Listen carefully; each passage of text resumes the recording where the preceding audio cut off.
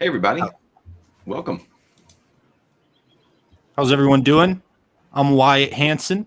I'm here today with Sam, and we have two very special guests, Rodolph and Zach. So, everybody. Yeah, it's going to be great. If you guys in the chat, anyone watching, just let us know how you guys are hearing. If there's any audio issues or anything, we'll clear those right up for you. But we're just going to go ahead, jump right into it. Let's do it. Yeah. So we're going to start today with a chat warm-up question. Our question being, what's your favorite VFX heavy movie? I think I'd like to pass this over to Sam to start us off. Okay. So I'm actually going to do kind of a throwback and kind of a weird one, but only because of how well it holds up. And that's actually the Chronicles of Narnia, The Lion, the Witch, and the Wardrobe.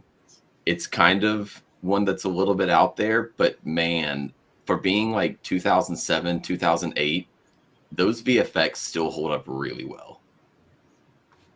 I agree. I watched that one recently. Yeah, and so it's good. kind of crazy, the behind the scenes, the practical outfits with like CGI enhancements that they did. Yep. I feel like that was 2005, right? Like Oh, was it even older than that? Yeah. What year did you say, Sam? I thought it was like 2007, 2008, but hold on, now I gotta see. I think the second one came out around that time. Yeah, 2005. Okay, so that's even more impressive now. Someone said Avatar 2. I agree. That is a good one. We'll pass it over to actually, Sam, who would you like to pass it over to? I want to hear Zach's thoughts. All right, yeah. I really enjoy Transformers 3. Their effects, it's one of those that holds up so well, especially being done years ago. The scene where that massive snake-like robot that goes through the building and destroys it. Yeah, that shot is just top notch. All right, I'm gonna go with kind of similar to Sam's answer, but Pirates of the Caribbean, Dead Man's Chest. It's I don't know, I watched that recently, well, a couple of years ago, and I was just blown away by how, like, to say it holds up would be an understatement. Like, it's still literally awesome to this day, how great everything is. So So yeah, it was in 2006 as well. So good little era there for VFX movies. Mm-hmm. I love the Pirates of the Caribbean movies. If I had to pick any visual effects movie, even though you guys were talking and I had all the time in the world to think about it, I didn't give it a single thought. So now I'm going to come up with one off the top of my head, and I'm going to say that I really, really like.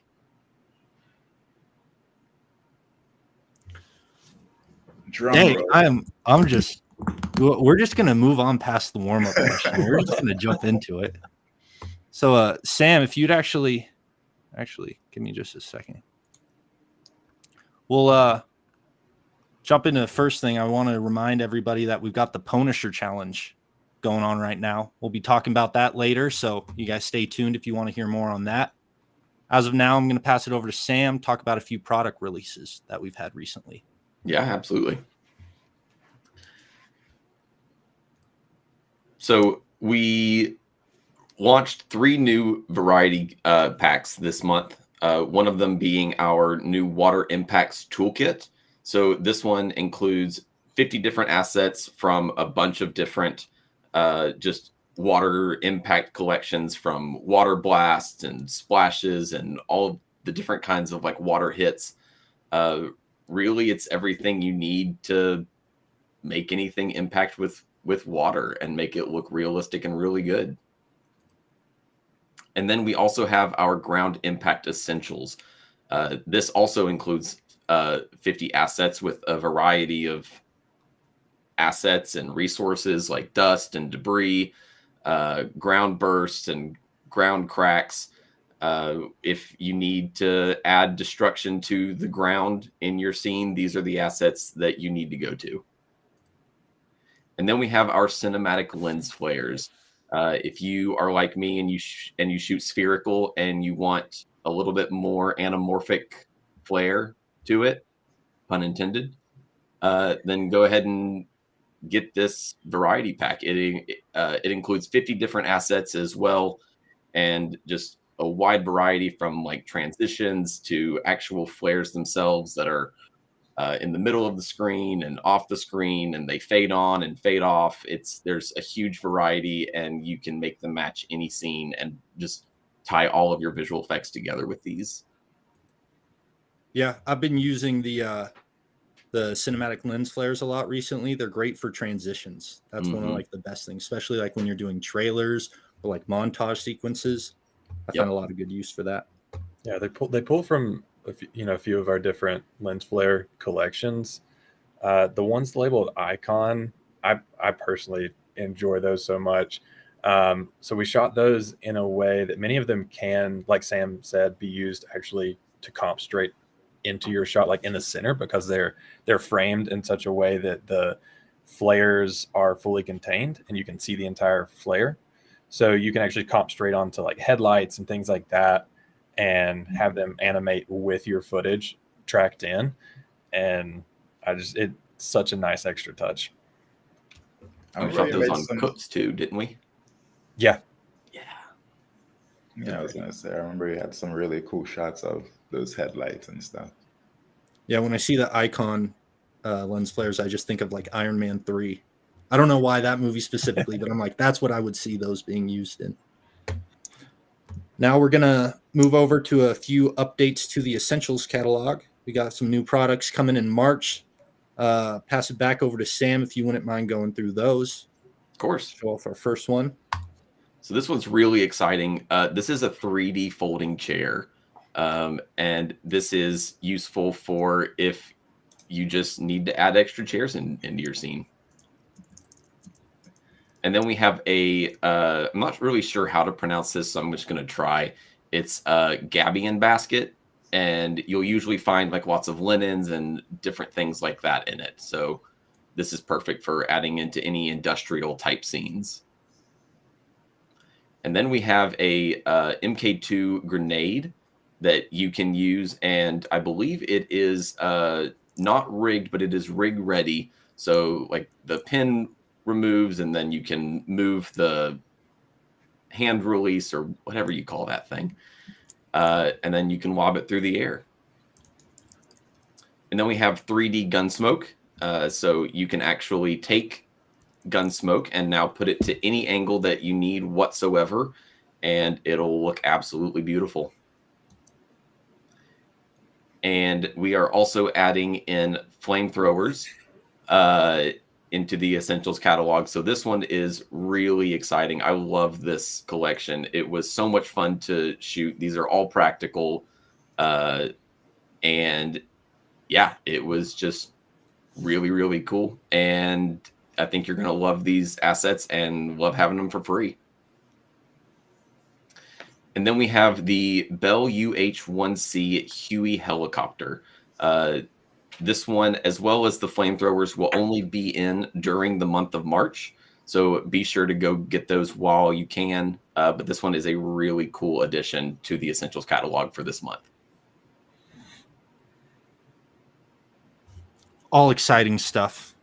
I love those folding chairs. They really just... Especially the folding chairs, man. They get my creative brain going. It's like, that's why next. I became a visual effects artist, you know? It's like those chairs. I needed more chairs in my scenes. Yes, everybody always does. But, you know, budgets just don't account for those kinds of things.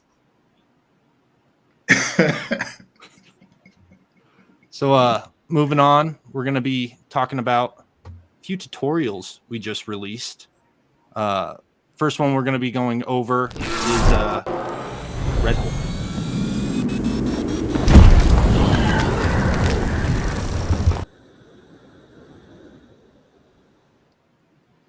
That one's been out for a minute, but that was something I whipped together for the new Captain America movie. And though the movie hasn't been doing too well, I think we can all acknowledge that the Hulk sequences were pretty great. And I think my Hulk might have beaten out Harrison Ford's just a little bit. But you guys can head over to the ActionVFX YouTube channel to check out that tutorial, see how we did it, how we used some of our burning steel wool assets to make the carpet ignite as I touched it. Yeah, let's actually, here in the chat, tell us which Hulk you liked better. Was it Wyatt's Hulk or was it Harrison Ford's Hulk? We're really curious to know. I don't think it should be much competition. I don't think it should be either, but I'm curious to see what everyone else thinks.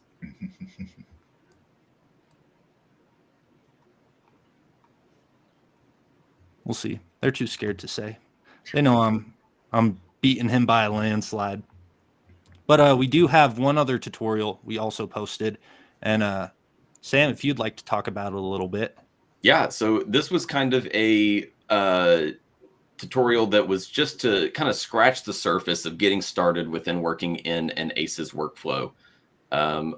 There are a lot of artists out there that don't utilize ACES, and I believe that it absolutely makes their lives so much easier to be using ACES within their workflow. It streamlines things, it simplifies the creative process, and I find that it gives me better results, and I think a lot of other artists agree. So if you're curious about taking the first step to taking your visual effects compositing to the next level, go ahead and check out this really quick, rough overview tutorial that just gets you started in it.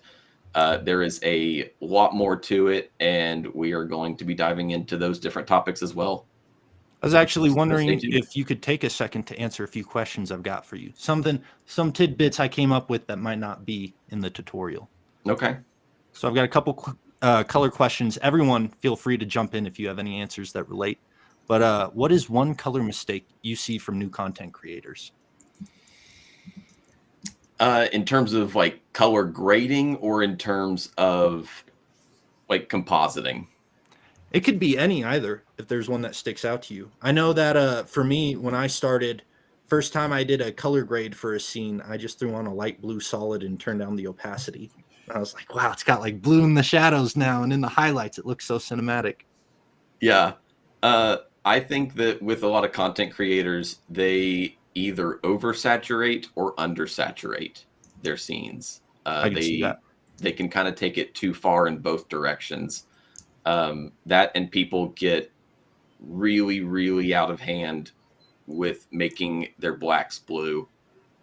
I don't know. Something about the overdoing of that just irks me. So you don't suggest using a blue solid? over You top see, of Just turn down the opacity. it depends on your blending mode because There was no blending mode.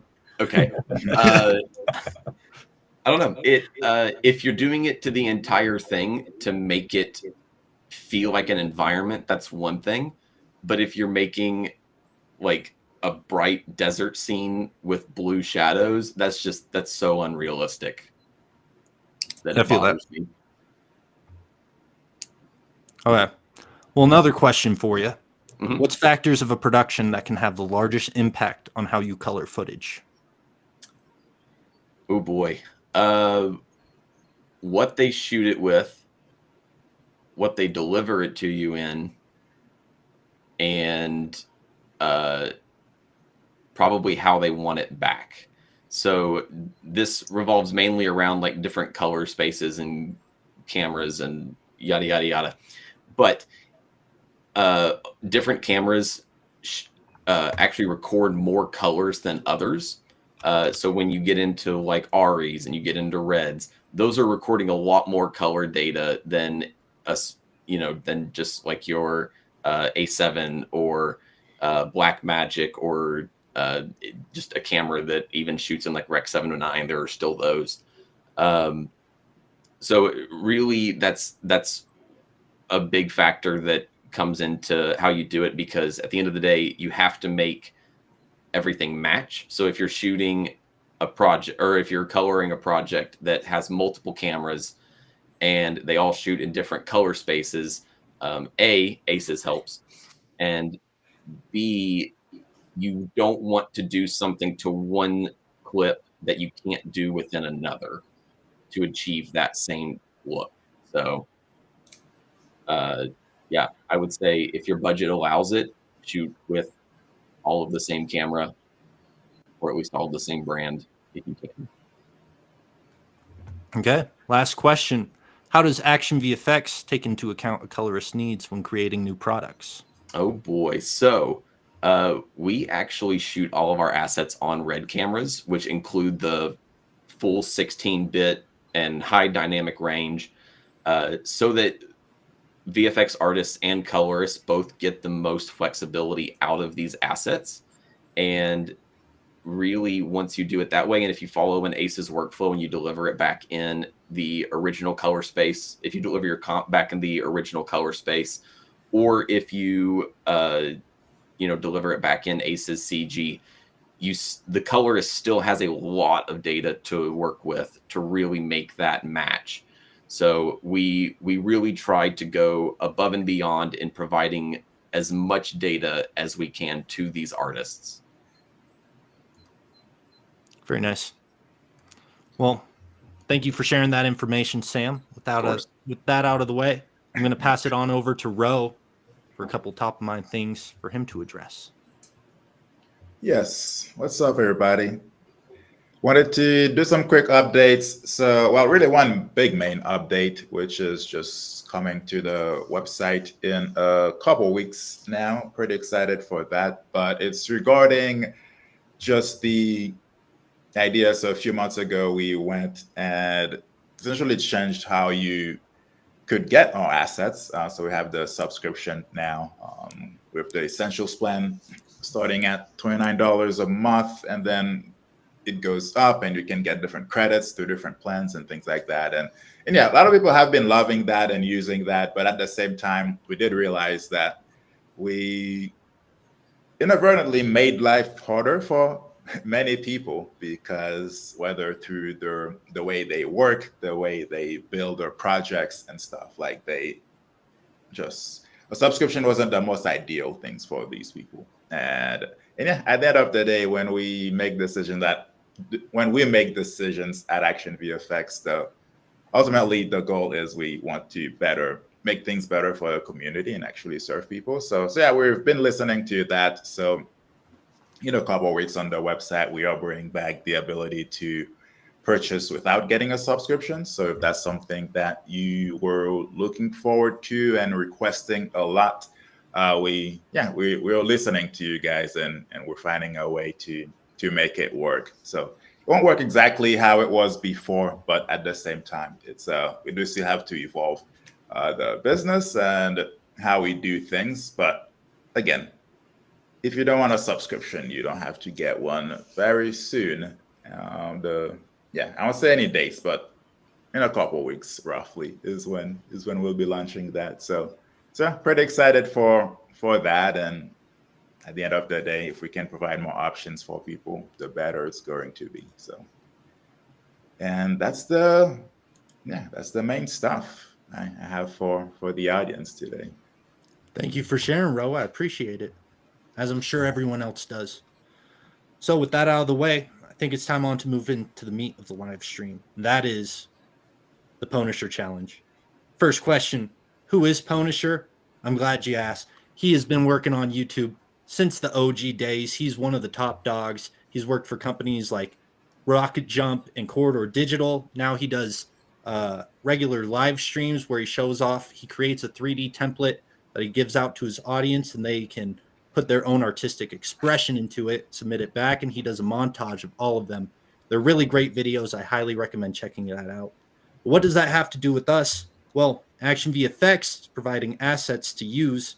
And so if you want to download those, that's through redemption code. Go over to his video. He has it in the description. You can download that as well as the template. Start getting started on creating an entry for the competition.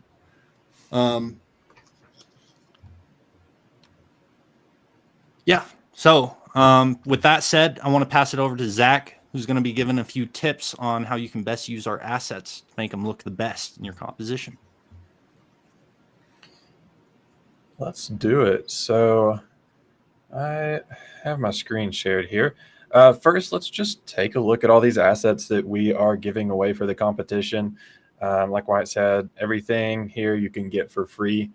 And we have a mixture of 2D and 3D assets because in this competition, most people are going to do 3D scenes, but it's not actually required. I was looking at the rules, so you can get into some different ways of making this. But also, even if you're doing your scene fully 3D, you can go into compositing and add in different elements and really take that 3D render to another level and get it to finalize in just the way that you want, adding in different compositing elements. Say if you need to add in some fire, it's going to be much easier to do that. I mean, you can do 2D images on 3D cards and such, but when you're compositing, you're going to have so much more control over that final look. And we also have like one of the lens flares that we were talking about earlier. We have a lot of different elements. Really, a lot of these elements are ones that have done really well. A lot of people have really enjoyed them. Some smoke plumes, some various gun effects. We have some like blood and gore. So we have different textures. We have some blood mist. And then we have some more sci-fi related assets, such as like this blaster element and this energy shockwave down here. And then we have some 3D assets so that you can put straight into your scene. A lot of these really good for set dressing. We have some shipping containers, some wooden crates, cardboard boxes, things that you can easily duplicate around your scene to really just fill it in so that it's not feeling empty, and you get that much more interesting final composition, final shot. And then we even have some VDB elements like these two smoke plumes here, and we'll jump into talking about these for just a minute in Blender and how to use these. So along with these smoke plume elements, we also have our free Blender shader, which you can pick up. And this is going to just get you started with using these VDBs inside of Blender. This shader does work with some of our pyro as well, like our explosions. And it comes with some single frame VDBs that you can use to test and learn about how to use this. But for the purpose of this, since we do have the full smoke plumes, that's what we're going to actually take a look at here. So what I've pulled in one of these smoke plumes. It's the smoke plume 5. that's given away for free. Let me turn my viewport rendering back on. So you can see, you know, it is full 3D. For those of you who have not used VDBs before, this is going to give you a 3D asset that is animated. So if I change the frame, it is going to, as you can see, get smaller because I'm going backwards. But yeah, it is fully animated, fully 3D, and you have really fine control over what this looks like so that you can get the exact type of look that you want. It's really easy to use in Blender. You're simply going to do add volume, import open VDB. And then from there, you can just simply choose your file like I've done here. Just open up the file. In the VDB asset, you'll see a full, it's been a little slow for me today. I don't know why. You should see a full list of all the VDB frames. Here we go. No. Hope this doesn't crash. It would, right in the live stream, of course. There we go. Okay. I'm not going to push it any further. When you go into one of the folders, you'll see all the VDB frames, and you can load that in. Click on sequence. That's going to tell it that it's animated. You set your frames. This element is 600 frames long, so just type in 600 right there. And then once you do that, you'll actually see the element like this. This is just the preview here, and that'll give you, we're seeing the density channel. So the density basically is saying how thick is the smoke that we're seeing here. And you can see that we have some areas that are very thin like this, as well as some areas that are very thick. And that's what the density shows. If we have different grids or different channels, so for example, when you download that free VDB shader, you can actually go check out the different channels individually. So for something like Pyro, you're also going to have a temperature channel, which stores the heat information and allows you to render the fire. So if you click on that, you're actually going to see that in the viewport. If you click on density, you see the density, so on and so on. So let's take a look at how we're actually going to use this material. So to import these free materials, what you can do is after you've downloaded it, you're going to have the ActionVFX VDB shader Blender file. You'll just simply drag it in. You'll say append, and then you want to go into material and select these and import them. They're not named as they are. If you actually open that VDB project, you'll actually get different names for these, but for this purpose, it does just name them material 1, 2, and 3. And we can click on our VDB up here, go down to the material section, and we can simply click this drop down. We're going to go with material 3. So let me show you sort of what we've got here over in the shading. Material 3 is a very simple material. It is made for smoke specifically. But if we also view these other materials like material 1 and 2, you'll see they get a more complex setup. And these are elements, or these are materials that are going to be used for that pyro that I was talking about, the explosions and different things like that. So you have a lot more control. You can see here we actually have a color ramp that colors our fire, and we do some different math in here. So this is a great preset that just gives you a really solid starting point that's going to get you much more detail out of that VDB render than you would natively get without a setup like this. So let me jump back over now into layout, and we're just going to see what we have with the material. So let me turn that back to material 3 here. Turn on my viewport render. I am using cycles. If you, 1 second. There we go. So I am using cycles. So make sure and set that for your render engine. But back down here in the material, it's for smoke, it's going to be pretty simple. There's really 3 different aspects that we're going to be altering. The first is going to be density, which is overall controlling how dense the smoke is. So if I dial this back, like to, let's say, let's go 0.5 here. You can see our smoke up here gets much thinner. As I mentioned, in the original file, it does have variation in the density. So you're already going to see some dense smoke down at the bottom, but you can see how that top section got a lot more transparent. We could even drop it down even more, like 0.1. And now we have something that is just going to be a really thin smoke, like maybe something that you'd see from a bonfire or something like that. I'm going to throw this back up to 5 so we have this nice dense smoke, because these are meant to be large scale smoke plumes. So they're going to be sort of slow moving, great for something that you would have like a building burning in the background or a large brush fire, things like that. These are going to be really solid elements for that type of effect. So we've got our density dialed in, and next two things are the color and the absorption color. So with the absorption color, this Blender describes it in their like tutorials and in their information online. They describe this as shading the shadows.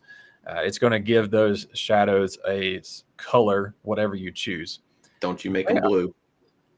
Here we go. Blue shadows. The way I like to think about this is more like it's the interior color. It's sort of like the smoke itself gets this specific color.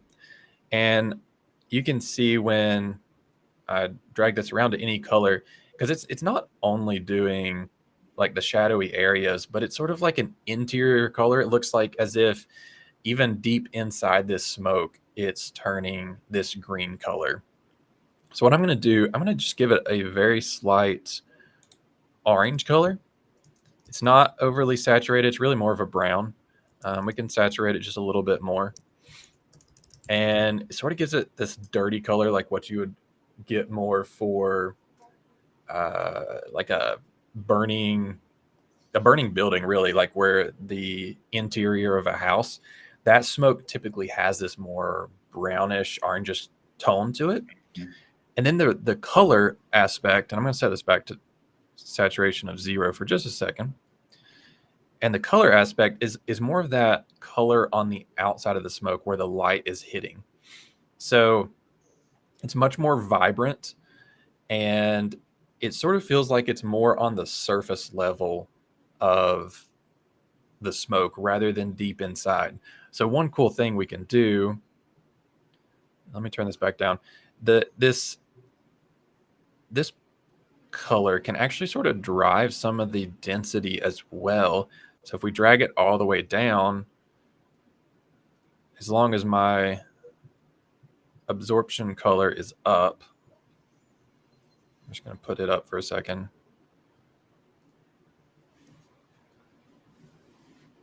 It actually will start, depending on your settings, affecting the appearance of the density as you work between these two. I was testing some things out earlier, and it was giving me some different results depending on if you have one of them brighter or darker. And the best part, though, I'm going to set this back to that orangish tone that we had, is that you can go in here and you can really get some interesting color combinations. Like if we did add just a slight cool tone in it, we start to get this like dual tone smoke, and I'm going to exaggerate it just for the purpose of this live stream.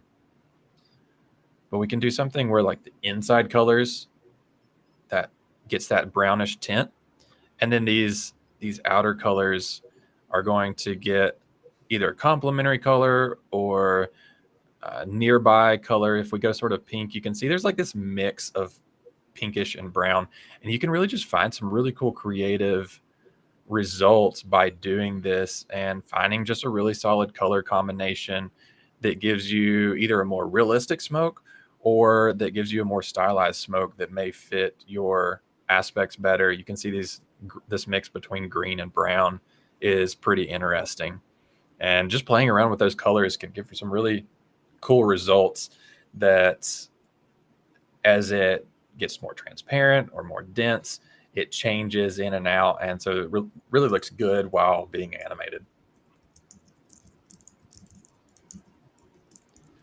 So it's really straightforward to use these in Blender. And there's 2 different LODs, level of details, for these VDBs.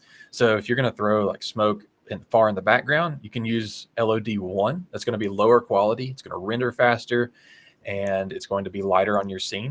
Or you can use something like the LOD 0, which is what I'm using here. It's going to have more detail, more fidelity. It's higher resolution, and that is going to give you something useful for those shots where it's up close.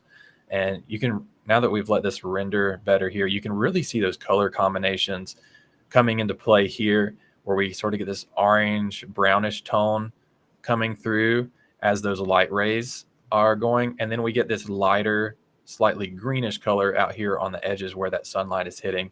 Gives some really cool effects.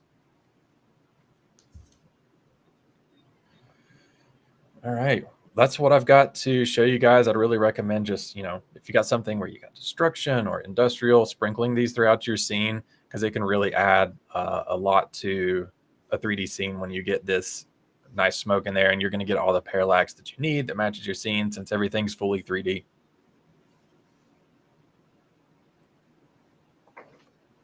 Nice. Very nice. That looks great. Amazing stuff, Zach. I learn more each and every day, and I have you to thank for it. Thanks, man. Yeah, one big thing I want to point out is today is the last day to get the 2D and 3D Meteor assets from the Essentials catalog, because after that, they're going to the new additions we've been talking about adding. For March, just a reminder that it's going to be our 2D Flamethrower assets and our 3D Bell UH-1C Huey helicopter. And that Blender shader will be usable with those 3D meteors too, right, Zach? Oh, yeah, for sure. I've tested them out. There's actually, I believe one of them is built specifically for those assets. Very nice. Okay, on from there. There's one thing I wanted to point out really quick, something very important. At the start of the show, I asked a question, what is your favorite VFX heavy movie? And someone in the chat actually answered that for me, and I'm going to steal their answer. That's going to be The Lord of the Rings. I don't know why that didn't pop to mind. I'm a buffoon for not thinking of it, but that is my answer. Those movies are great. And if anyone has it just popping in now, feel free to comment in the chat what your favorite VFX heavy movie is, and we'll talk about it a little bit. One other thing I want to point out is when we were talking about the tutorials earlier, we got a new one coming up, and I'm going to tease it for everybody right now. So buckle up. Hold on to your butts.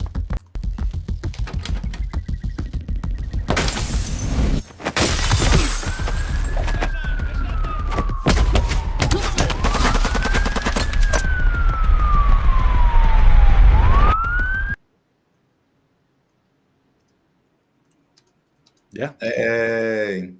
That's showing off some of our Shattered Glass assets, which if you haven't checked out, they're actually really sick. I think they're incredible, and there's so much fun stuff you can do with that. And we're going to be releasing a tutorial in March showing how you can get the most out of them. So on from there. You're a great actor, Wyatt. Thank you. Thank you. I try my best. On from there, I want to go over a little user-generated content we have, and get your guys' thoughts on some stuff that has been using ActionVFX elements. This first one I want to look at is one by a homie of ours, Caleb Chamberlain. He's done a bit of promotional material for us, used our assets a lot. But he's been working on something for the Plot Coalition. It's a fan film of the game Helldivers. So I'm going to play that right now. And then I'd like to get everyone's reaction to it. Sweet liberty! That's hideous! Let us try to make men free, while God is watching.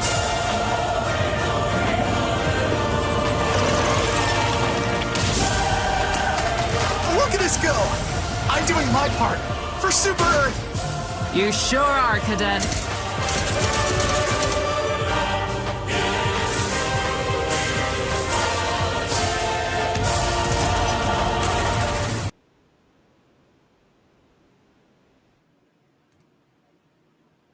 Wow. Incredible stuff.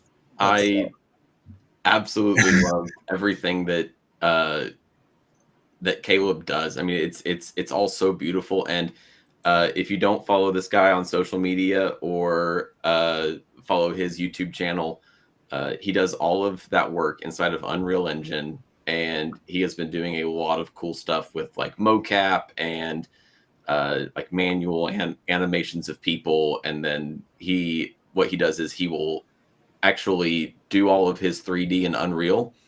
And then, like Zach recommended, he takes it out of Unreal and does all of his compositing of our assets within After Effects, because you get much more flexibility with that.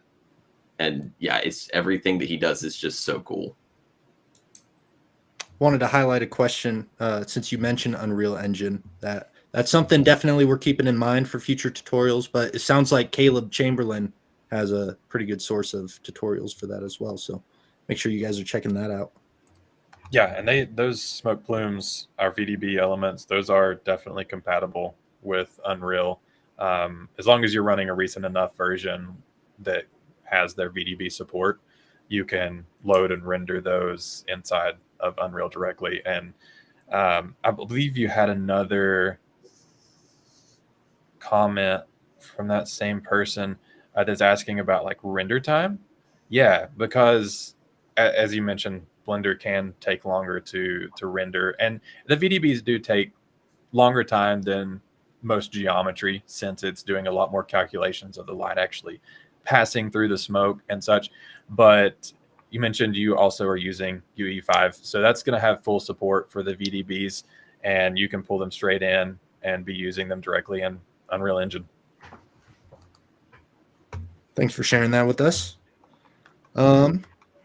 Yeah, so that was one big user-generated piece of content I want to check out. I got something else. It's a little bit more on the newer beginner side of VFX, but I saw something that said they used ActionVFX elements, and I thought it was just so incredible for the budget and level they were working at, and I wanted to get your guys' thoughts on it too. So I'm going to play that now.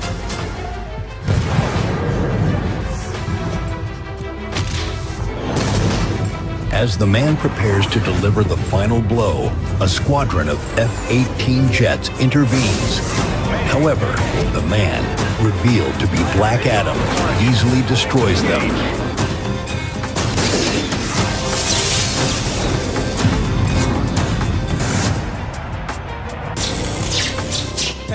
Just as Black Adam revels in his victory, another hero arrives, Superboy. What are you doing in my city? Black Adam, confident in his strength, challenges him. I'm only here for the champion the gods have chosen. Champion? What champion? The warrior. Prepare yourself to agony you will face I won't allow you to hurt anyone else. With that,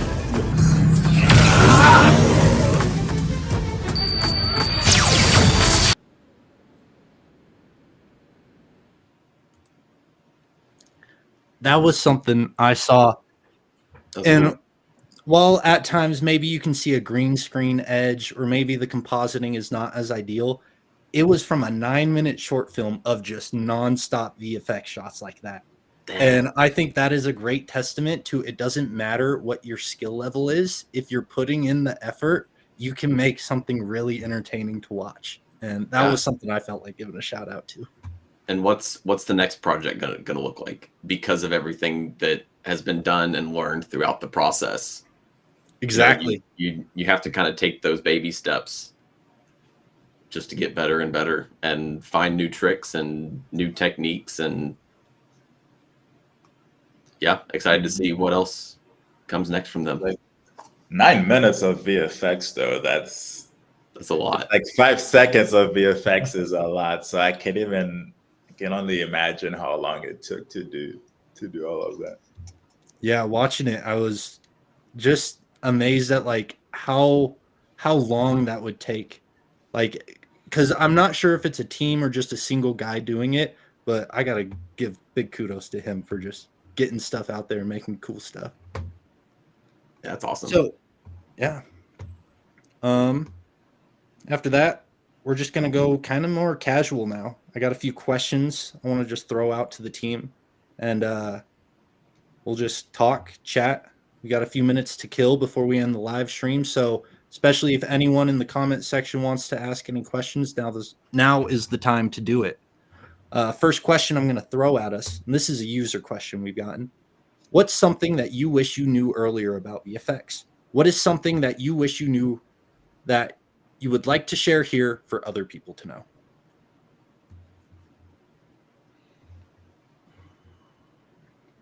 Ooh. Man, I tell you what, I wish I knew aces earlier when I was getting started in visual effects, just not to be like, not to shameless shout out the other video.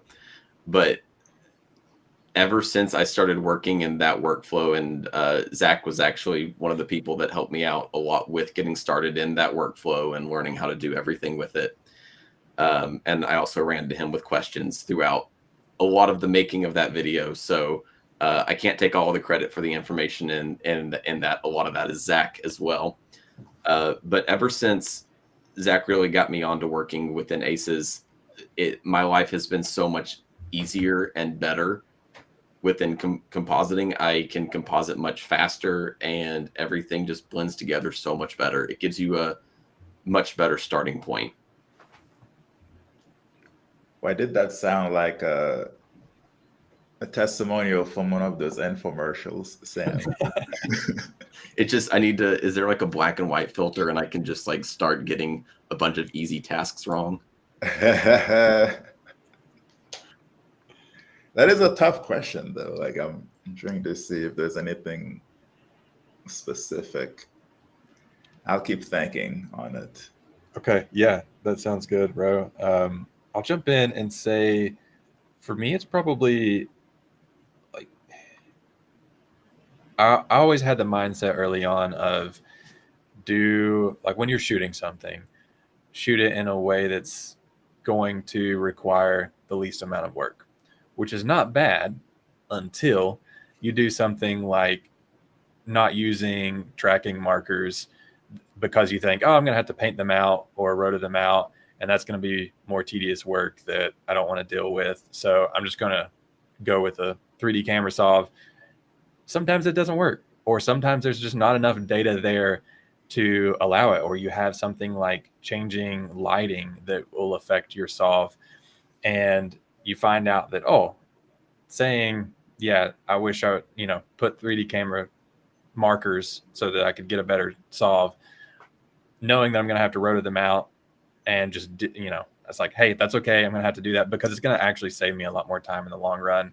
And finding out those things that you thought were going to be cumbersome to deal with and you didn't want to do, if it gives you the better result in the end, or actually sometimes will save you time when you think it wouldn't have, that's the thing for me that I would point out here. Very solid thing to point out. Yeah, I'd have to say one thing, and I've mentioned before, is I wish I had known how important lighting is, and that if I had a better knowledge of that at the start, it could have helped my visual effects a lot.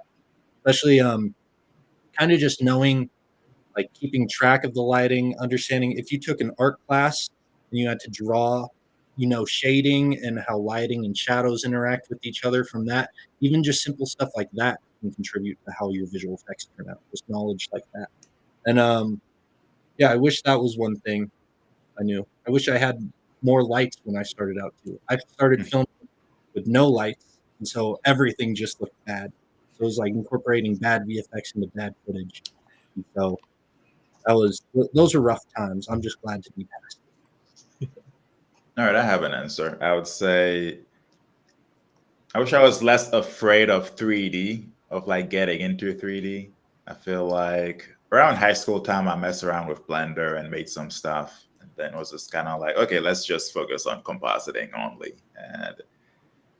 And yeah, that's one thing I would change, is just like the more I've learned about, well, everything in life is just like you can never know too much. And even if you don't focus on something, just having a basic understanding of it and being able to hold your own in it also would help, do better 2D assets and compositing and things like that. So I would say that's probably one thing I would have changed is just mess around with 3D more, because by now maybe I'd be doing some stuff in Unreal and testing more things out like that. But then it's like, oh no, it's compositing. Compositing's great. So, but yeah, that would be my advice. Very nice. Okay, moving on to another question. I got kind of a big one. This is another user question. Advice needed building a real-time VFX artist portfolio. Hi, everyone. I'm currently learning real-time VFX and working towards building my portfolio. I'd really appreciate your advice on what I should focus on to create a strong and impactful portfolio. What fundamental skills should I master as a real-time VFX artist? And what are the key techniques or effects I should be able to execute confidently? Oh, also, what kind of work or project should I include in my portfolio to showcase my abilities effectively? If you have any tips, resources, or examples of great portfolios, love to hear about them. Thanks in advance for your guidance. One big thing I can think of right off the bat is if you're making a reel, keep it short, like 1 to 2 minutes of your best shots. If it's going longer than that, start trimming the fat. But I've seen a lot of people who have like several minute long reels, and within the first few shots, most of the time I feel like you can get a general understanding of someone's skill level, and then it's more just to flesh it out after that. I don't think they always need to be as long. That's one thing I would say maybe. In real-time effects, I would say one of the things is pushing realism as far as possible, because it's been a trend that we're always going to be trying to get to the next best stage in what's capable. And real-time VFX is an area where you have to really work with that, because you're limited on what you can do by the machine that you're working on or the machine that this project is going to be used on. So if it's for a game, then they're limited in what that game console is capable of.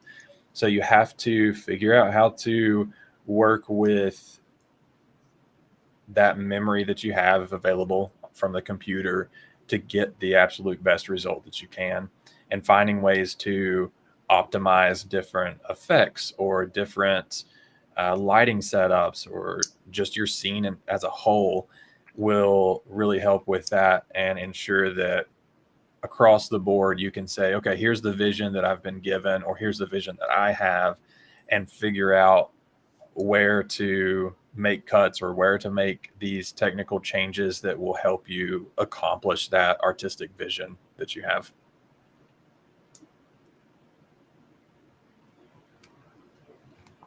Yeah, very nice. I agree with everything you said, Zach. Couldn't have said it better myself. Yeah. Anyone else got any tips for people trying to build a portfolio? Sam, what's your experience? We know, how did you get into visual effects? What's your background for how you fell into it? So this isn't exactly real-time effects. That is an area that I have not ventured into yet, personally. But when it comes to building just a general portfolio, maybe you don't have like actual projects yet, go out and shoot stuff, and work those into your real-time workflows. You can use plates and stuff within real time as well. Yeah, I think I would focus a lot on learning and understanding cinematography and what all that entails, just from different compositions and lighting. I mean, lighting is a huge factor in that Hollywood look. Everything about that is lighting. You could set the camera up the exact same. You could get the same actors and the same script. And if your lighting is not on, like, is not top notch, then it's not going to look solid. It's not going to look good. So go out and learn lighting, and pick up some cheap lights. They don't have to be anything incredible. If you don't have any, if you're just trying to build up a portfolio, and then just come up with ideas, film them, and then work on compositing them into what you need them to look like, just to show off your work. And then from there, if you can show off that you can do things, then in a couple years you actually will have a show reel from major blockbusters and people hiring you to actually come in and do stuff. Very nice. Yeah, Sam, you mentioned like getting cheap lights. That is, I think it's so underrated because it's 100% possible. You do not have to go buy the best thing out there or drop $500 per light to get a great result. There's actually a really good ASC. Shane Hurlbut. He's on Instagram. It's his full name, Shane Hurlbut ASC. And he's a great resource for these types of things because, one, he's worked on some very big projects and he's worked in the industry. He has a lot of knowledge, but he talks about occasionally like going to Lowe's to pick up some lighting for $5 that he actually is using on these large film sets because it solves the need. It's very simple and it gives him the result that's needed. And he's not working on these tiny little projects either. So yeah, definitely underrated. Yeah, and I mean, lighting technology has come so far that even the cheapest and quote unquote crappiest light that's out there is so much farther ahead than a $1,000 or $2,000 light 20 years ago. So yeah, you're going to get good results. Just get any kind of lights and that you need for your project, and learn how to use them. There's a lot of science behind lighting and how to use lighting to tell a story. Do you have any light brands you guys recommend? As of right now, I've been kind of an Amaran fanboy. But Sam, I feel like you're kind of a lighting guy. I'm curious what like your go-to lighting brands are. So Amarans are great. I actually have 2 of their 200Ds. I also have been really impressed with the Neewer light tubes.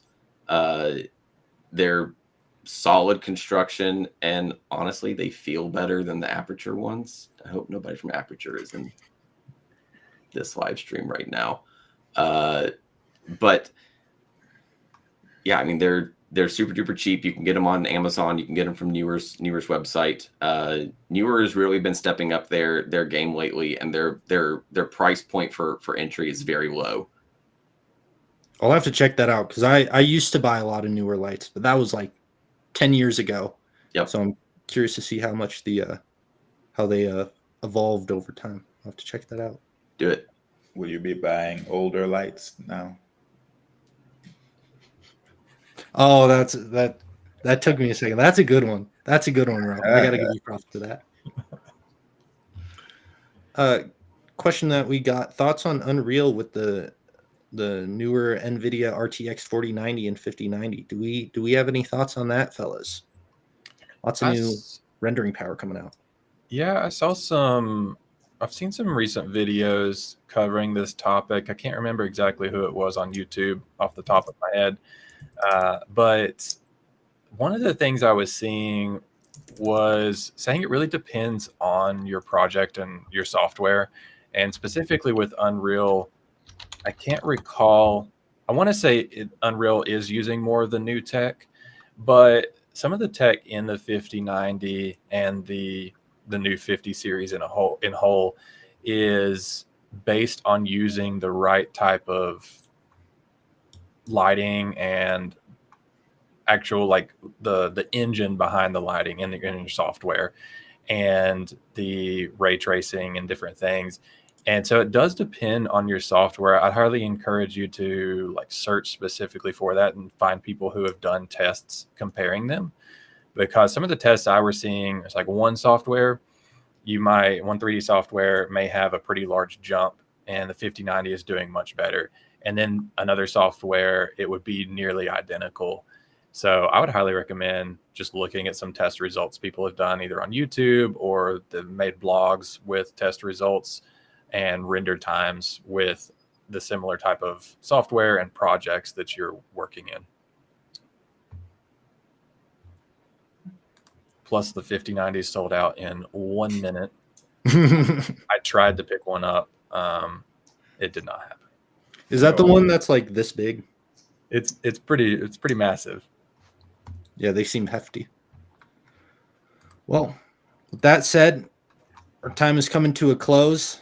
I want to hit a few closing remarks. Just remind everybody that we got some last minute Essentials catalog stuff. Last day to get the 2D and 3D Meteor assets, so go over there while you can. If you guys want to shout out, submit on the hashtag share your work channel of our Discord. Tag us on Instagram and YouTube because we want to show your stuff on our streams. We want to react to it. We want to communicate with you guys about it. So make sure you're sharing your stuff with us. Make sure to tune in next Thursday, or not next Thursday, but the last Thursday of every month, because we're doing these monthly live streams now, and we want to get as much engagement as we can. And we want to be talking to you guys and always striving for improvement. Yeah, with that said, make sure to follow us on social media. Make sure to, again, reach out to us, share your work, and head on over to ActionVFX, sign up for a subscription, start getting sweet assets. And remember to sign up for the Pwnisher Challenge. That is coming to an end early March, so you guys want to make sure to be getting your submissions in now and getting those assets we're giving away so you can try them out and get featured in his video. That being said, if anyone's got no other closing remarks they want to shout out, we'll be coming to a close. You know, I'd like to shout out one other thing, and that's I saw Thomas over here in the chat. Thomas, super cool guy. He's making assets for our contributor program, and this is something that we have open to everybody to be able to apply to become an ActionVFX contributor and to create assets to sell on our platform. We'll work directly with you creating the products, whether that's video assets or image assets. We also have plans to start. We currently have a pause on our 3D assets, but we're going to be picking things back up there hopefully pretty soon. And we will sell those. It's a 50-50 revenue split, which is way higher than anything you're going to get from like Shutterstock or Adobe stock out of the gate. So we really want artists to be able to make a good bit of revenue through working with us and be able to support yourselves better, have good reoccurring revenue. So if you're interested in this, go to sell.actionvfx.com and apply to become a contributor.